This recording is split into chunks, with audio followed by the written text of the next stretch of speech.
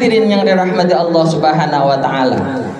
Nanti di akhirat itu dua kaki kita ketika dibangkitkan dari padang mahsyar nanti, kita belum bisa beranjak sampai Allah Subhanahu wa taala bertanya tentang 4 hal. La tazulu qadam 'abdin yaumal qiyamati hatta yus'alu an arba'. Kedua kaki seorang hamba tidaklah beranjak dari tempat hisabnya pada hari kiamat sebelum Allah tanya 4 hal. Jadi ibu-ibu, bapak-bapak, kalau mau tahu meninggal dulu deh. Nanti di padang mahsyar itu kita nggak bisa bergerak sebelum 4 hal itu dijawab oleh kita. Makanya kita udah dikasih wanti-wanti sama. Ketika ibu-ibu, bapak-bapak dulu sekolah pasti dikasih soal. Kira-kira soal yang sebelumnya ini yang kita pelajari udah dipelajari belum? Kita sebelum naik kelas dikasih soal, pelajarannya udah kita pelajari apa belum? Sudah. Artinya kira-kira bisa nggak jawabnya? Seharusnya. Begitupun akhirat, Nabi hadir untuk memberi rahmatan lil alamin. Makanya Al-Quran itu isinya basyiro wa nadhiro, kabar gembira dan peringatan. Biar orang mukmin, oh kabar gembiranya dikasih surga yang nikmat, biar semangat ibadahnya. Dikasih neraka, siksa, biar merasa takut, khauf terhadap Allah Subhanahu wa taala. Artinya kita sudah diberikan penjelasan ataupun apa ya namanya ya, jawabannya. Maka kita hidup di dunia harus dipersiapkan. Apa saja 4 pertanyaan tersebut? Yang pertama, an umrihi fima afnah. Yang pertama, orang-orang nanti ketika dibangkitkan, umurnya bakal ditanya, untuk apa ia habiskan. Yang kedua, wa an jasadi fima ablah. Yang kedua, jasadnya, anggota badan kita juga akan dipertanyakan.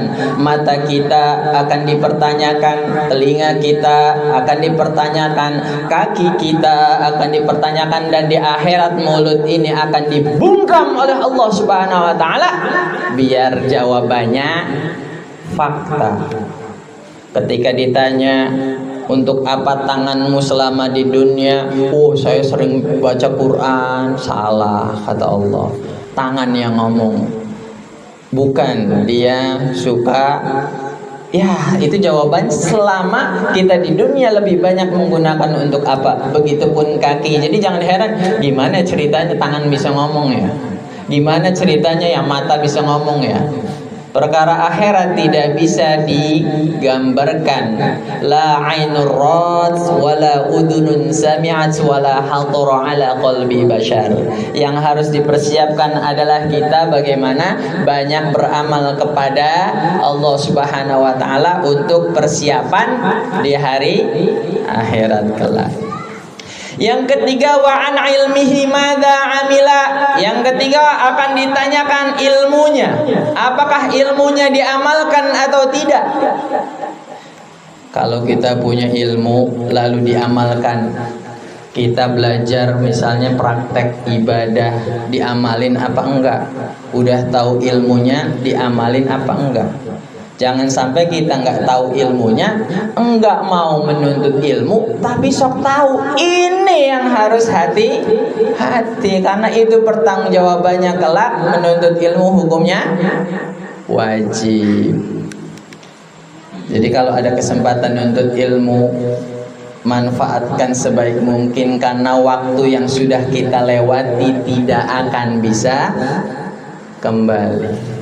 Makanya Imam Al-Ghazali pernah bertanya kepada santrinya, kepada muridnya, apa yang paling jauh? Kira-kira jawabannya apa? Santrinya bilang langit, bintang, matahari, semuanya. Itu betul, akan tetapi yang paling jauh adalah hari kemarin. Loh, kok bisa? Semakin dikejar semakin menjauh. Kalau nggak percaya, buktikan deh. Kemarin hari Selasa, coba bukannya hari Selasa lagi, malah hari Kamis setelah Rabu. dan tidak bisa terulang waktu yang sudah kita lewati. Makanya jangan sampai penyesalan berada di belakang. Mumpung masih ada umur, dimanfaatkan sebaik mungkin. Dan yang keempat, wa'an malihi min ainakta bahu wa fima anfaqah. Harta dari mana ia peroleh dan buat apa ia belanjakan. Terkait umur, terkait jasadnya, terkait ilmu, Allah hanya bertanya satu. Umurnya untuk apa ia habiskan? Yang jasad untuk apa dia habiskan? Ilmu untuk apa diamalkan atau tidak? Sedangkan terkait harta, Allah nanyanya dua. Dari mana dia dapatkan dan untuk apa dia belanjakan? Berbeda. Ini harta, hati-hati. Apakah harta itu dapatnya dengan cara yang baik atau tidak? Hadirin yang dirahmati Allah Subhanahu wa taala. Poin yang pertama tadi terkait dengan umur yang dihitung ketika seseorang sudah baligh.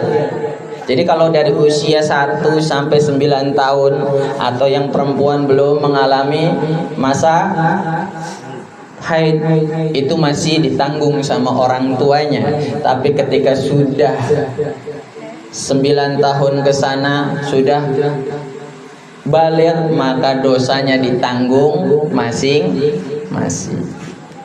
Tapi orang tua punya kewajiban untuk mengingatkan anaknya. Daripada kamu bengong di rumah sana ngaji, ogah mending nonton TV, dramanya lagi seru. Nah, ada yang begitu ada di sini? Banyak. Masya Allah, saya kira nggak ada di sini. Ada juga ternyata. Yang pada intinya tugas kami hanya mengingatkan kembali kepada masing-masing. Karena ucapan kita dipertanggungjawabkan, perbuatan kita dipertanggungjawabkan. Nanti di akhirat orang tua pun tidak bisa menanggung dosa anak kalau orang tua sudah memberikan, mengingatkan kewajibannya. Hadirin yang dirahmati Allah Subhanahu wa taala. Terkait dengan jasad, seluruh anggota badan kita, tangan kita, kaki kita, semua yang menempel di dalam jasad tersebut akan dipertanyakan di hari kiamat oleh Allah. Apakah untuk ketaatan kepada Allah ataupun lebih banyak untuk lalai kepada Allah Subhanahu wa taala. Yang ketiga terkait ilmu, apakah ilmu yang kita miliki itu diamalkan atau tidak? Mau menuntut ilmu agar mengetahui ilmu itu atau tidak? Karena kita tahu thalabul ilmi fardhatun ala kulli muslimin wal muslimah. Menuntut ilmu itu hukumnya tahu yang namanya wajib. Dikerjakan mendapat pahala, ditinggalkan mendapat tahu wajib tapi sering ditinggalin. Ada nggak di sini sih? Banyak. Mudah-mudahan sedikit-sedikit kita menguatkan iman kita kepada Allah Subhanahu wa taala. Khususnya tentang ilmu yang berkaitan dengan fardu ain. Kalau berkaitan dengan fardu kifayah itu diwakilkan, misalnya belajar tentang sholat jenazah diwakilin, sudah gugur satu kampung ini.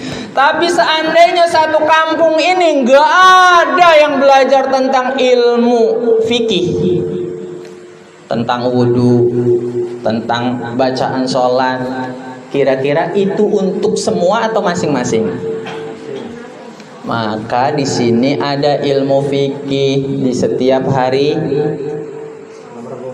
Selasa. Kemudian ilmu akidah, penguatan iman kita untuk semakin yakin kepada Allah itu di hari Senin. Dan itu tidak hanya untuk anak muda saja, ibu-ibu, bapak-bapak yang mau ikut lebih baik.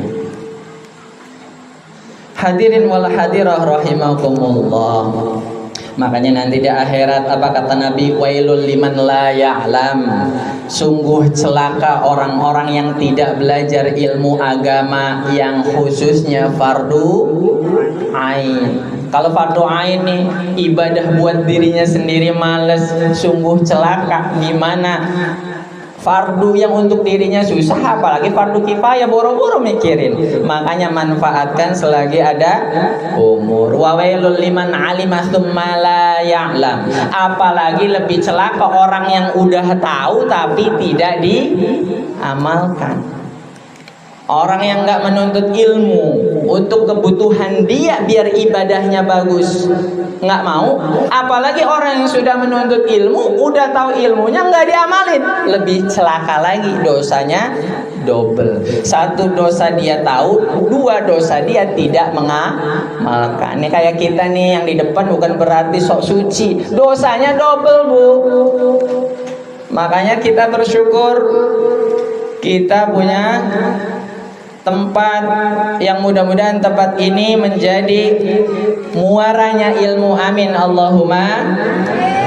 Dan yang terakhir tentang hartanya, dari mana memperolehnya dan buat apa dibelanjakan. Khusus untuk nomor 4 ini tadi sudah disampaikan bahwa pertanyaannya dua, dari mana dapatnya dan untuk apa dibelanjakan. Bisa jadi dengan caranya baik, kerjanya halal, tapi dibelanjakan untuk perkara yang tidak benar. Kerja susah-susah banting tulang, oh pasang ada nggak di sini? Oh ya nggak tahu, kalau itu kan masing-masing ya. Intinya demikian. Ada juga yang caranya haram, hasil korupsi, hasil maling, hasil ini sedekah, naik haji, umroh. Ada yang caranya tidak baik untuk kebaikan, ada juga yang caranya baik untuk dua-duanya salah. Yang betul adalah dapatnya baik dan digunakan untuk itu paling enak tuh. Mudah-mudahan kita semua bisa menjadi orang-orang yang mempertanggungjawabkan baik umurnya, jasad kita, ilmu kita, dan harta kita untuk beribadah kepada Allah Subhanahu wa taala. Amin Allahumma.